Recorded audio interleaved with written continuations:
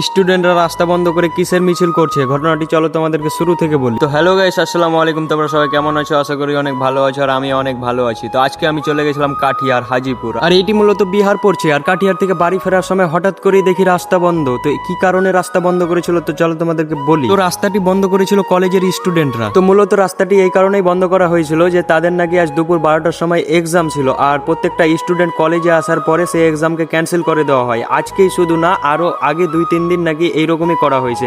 সেই জন্য তারা রাস্তা আটক করে আন্দোলনে নেমে পড়ে। আর রাস্তার ভিড়টা একবার দেখে নাও গাইস, প্রায় 1-1.5 কিলোমিটার দূর থেকে এরকমই জাম লেগে গেছে। কোনো গাড়ি যেতে দিচ্ছে না তারা, তাই আমি হেঁটে হেঁটে যাচ্ছিলাম, কারণ আমার 2টা 30 মিনিটে কাঠিয়ার থেকে ভালুকার ট্রেন আছে। তো গাইস প্রায় 1.5 কিলোমিটার পথ হাঁটার পরে অবশেষে একটি টোটো পেয়েছি, আর 1.5 কিলোমিটার দূরেও কিরকম জ্যাম্প লেগে রয়েছে একবার দেখে নিও। I love Katihar. তো ফাইনালি গাইস আমি চলে আসলাম কাঠিয়ার স্টেশন, আর আজকের ব্লগটি এখান থেকেই ছিল। যদি ভালো লাগে লাইক কমেন্ট শেয়ার করে দিবেন, আর ফলো করে সাথেই থাকবেন।